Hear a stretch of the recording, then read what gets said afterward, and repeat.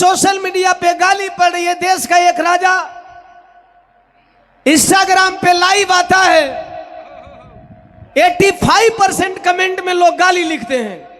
आज बार बार हम लोग राजा कह रहे हैं, तो राजा कब बने, क्यों बने, कैसे बने, और राजा बने तो राजा बनने के बाद उन्होंने क्या ऐसा किया। आज जहां एक राजा को सोशल मीडिया पे गाली पड़ रही है, सोचना होगा, जहां एक राजा को सोशल मीडिया पे गाली पड़ रही है, देश का एक राजा इंस्टाग्राम पे लाइव आता है, 85% कमेंट में लोग गाली लिखते हैं। और वहीं 26 जून को एक राजा की जयंती मनाई जा रही है और यहां लोग सम्मान में बैठे हैं। तो क्यों 4-5 लाइन पे फोकस करेंगे आप लोग। अरे कि राजा जय सिंह के भवानवा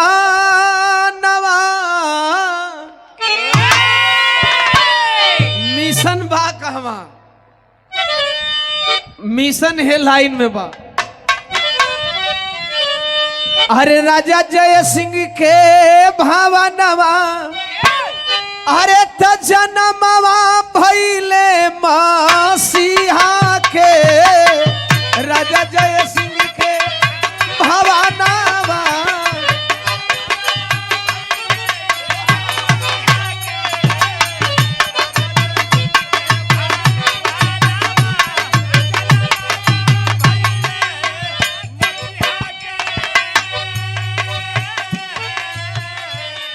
अरे राजा जय सिंह के भवानवा, जनमवा भइले मसीहा के।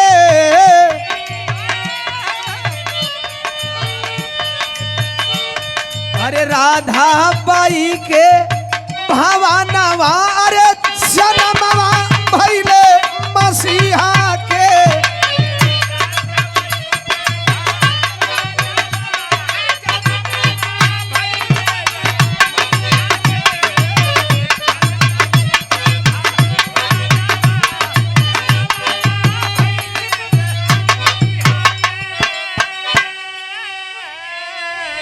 मान्यवर घनश्याम चंद्र खरवार साहब के सम्मान में सम्मानीय सुरेश गौतम जी व कमलेश जी के सम्मान में दूधनाथ एडवोकेट साहब पूर्व जिला प्रभारी हैं बीएसएफ, और दीवानी आपके द्वारा, यही दीवानी है ना, दीवानी कचहरी है, अच्छा दीवानी कचहरी से आप एडवोकेट साहब आपके द्वारा 500 रुपया। साधुवाद, जय भीम, जय भारत, जय संविधान। एक एक लाइन सुन लेंगे, क्लियर करूंगा। एक्चुअली हमारे ही समाज के बहके हुए और बहकाए गए युवा आज यूथ आइकॉन मानवर आकाश आनंद जी को ऐसी बुआए कहते फिरते हैं। ये गीत इसलिए सुनना जरूरी है। यूथ आइकॉन माननीय आकाश आनंद जी को हमारे ही समाज के दिग्भ्रमित युवा, जिनको बहकाया गया है, जिनको डाइवर्ट किया गया है, जिनको सामाजिक नॉलेज, सामाजिक ज्ञान नहीं है, उनके लिए ये गीत सुनना बहुत जरूरी है। पहली लाइन,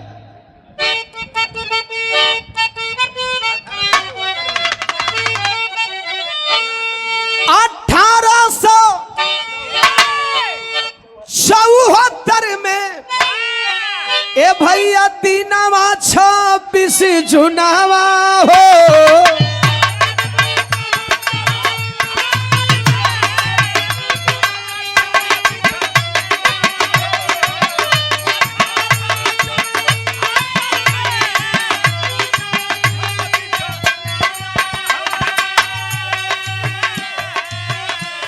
1874 यही 26 जून। उस टाइम की हालात कैसी थी? अरे जहिया बहुजन के आँखी से निकलत रहे खूनवा हो,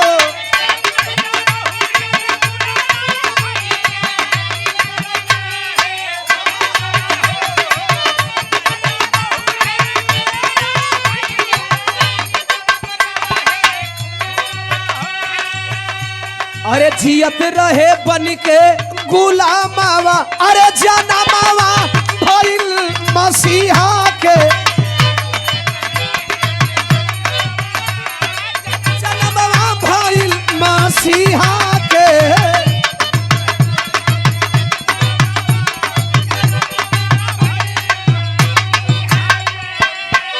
सन 1874 26 जून को जन्म होता है।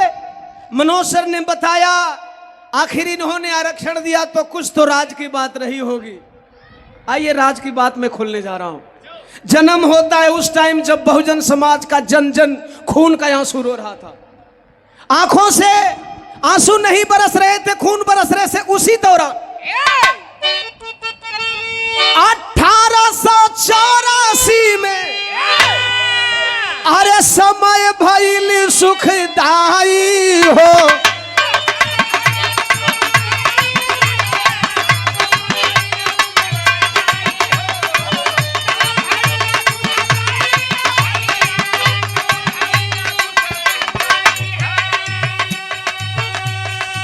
गोद ले ली हली शिवाजी कुल के रानी आनंदी बाई हो।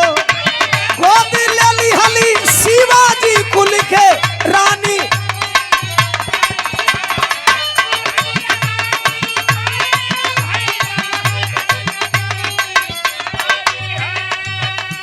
अरे अवसर बाती हले ई नामावा भैया अवसर बाती हले ई नामावा जनमावा भइल मसीहा के।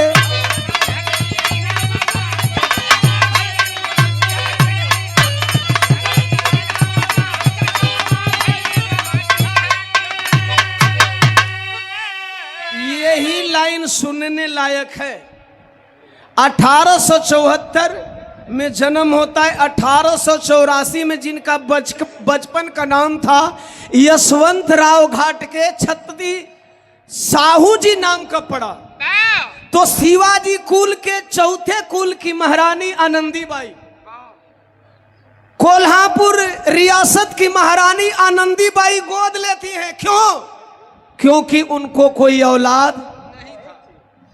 आप यहां देख रहे हैं किसी देवी को, किसी देवी को यहां नजर देख रहे हैं आप लोग।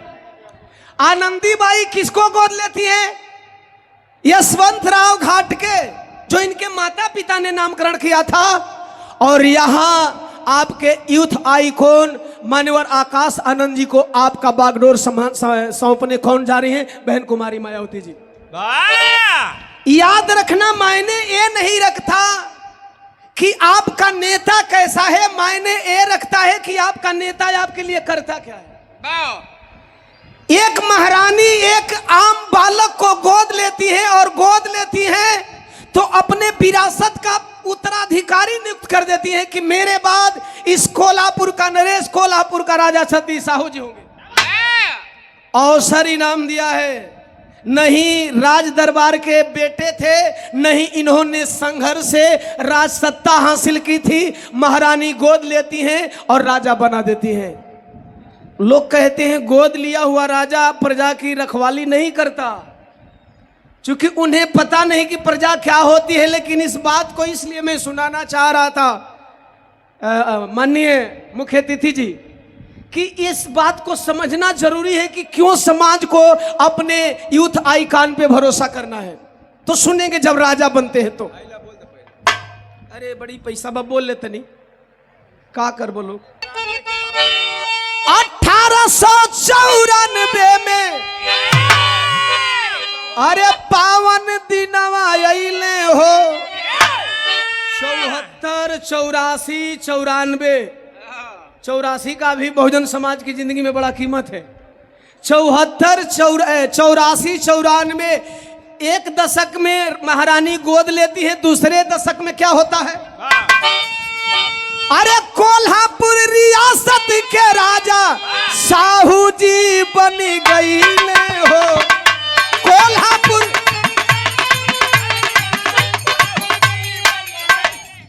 तहिया शुरू कैले क्रांति के कामवा। अरे शुरू कैले क्रांति के कामवा, जनमवा भइले मसीहा के।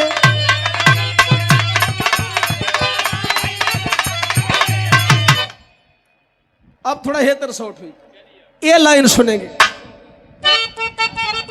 जब राजा बने तब, यहां तो राजा रोज जात पात की बात करते हैं, लेकिन छत्री साहू जी महाराज को जानना जरूरी है, खासतौर से हमारे कुर्मी समाज के लिए। क्यों जानना जरूरी है? जात पात उन्मूलन खातिर वीर बबर प्रण कैले हो, अशोषित वंचित दलितन के संग तहिया बैठ के भोजन कैले हो।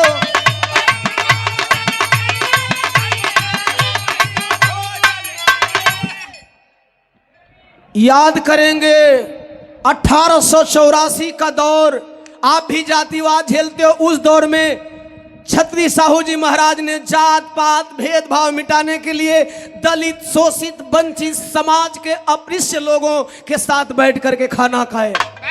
आज जब एक राजा इस अछूत वर्ग के साथ खाना खाता है तो यहाँ के चंद मुट्ठी भर लोग जो ढोंग ढकोसला जातिवाद पाखंडवाद आडंबरवाद फैलाते हैं, उनकी कुर्सी हिल गई। तो अरे हिलल बढ़ोगी धारा मावा, अरे हिलल बढ़ोगी धारा मावा, जना मावा भैले मसीहा के हिलल बढ़ोगी।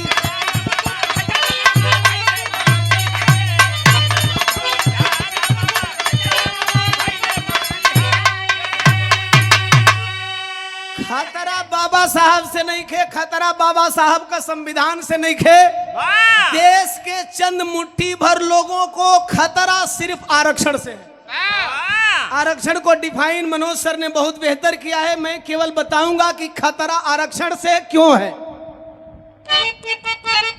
शोषित पीड़ितन के हिस्सा घड़ियाल कर रहे भक्षण हो। यह एनालिसिस किसने किया? सबसे पहले छत्री साहू जी महाराज ने किया। और किया कब? 1902 में। तब यही बदे 1902 में अरे भैया दिहले आरक्षण हो। यही से तहिया किए ऐतिहासिक करमवा, अरे किए ऐतिहासिक करमवा, जन्मवा भइल मसीहा के।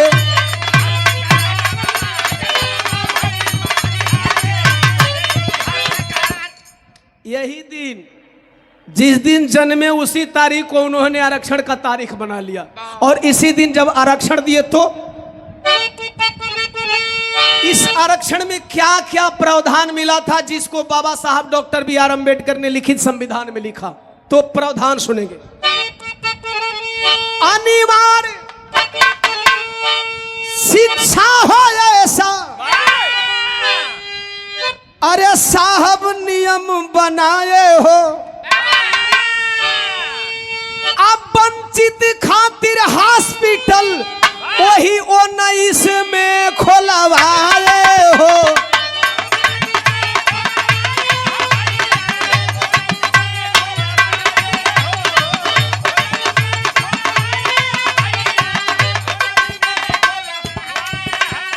उसी दौरान 1922 में एक सभा के दौरान एक संदेश दे करके गए।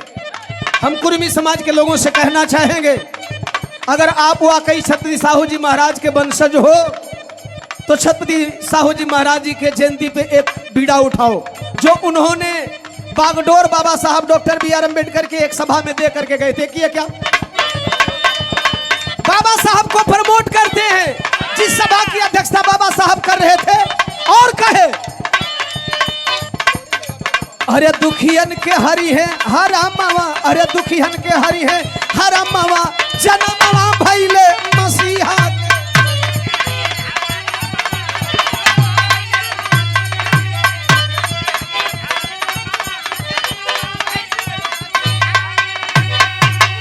दुखियन के हरि है हर गमवा, जन्मवा भैले मसीहा के आखिरी मैसेज जिस तरीके से बाबा साहब डॉक्टर बी आर अम्बेडकर को छत्रपति साहू जी महाराज जी ने प्रमोट किया था, मैं अपने तमाम कुर्मी समाज के लोगों से अपील करूंगा कि जयंती को याद रखेंगे और इस मैसेज को याद रखेंगे। बहुत बहुत धन्यवाद। साधुवाद।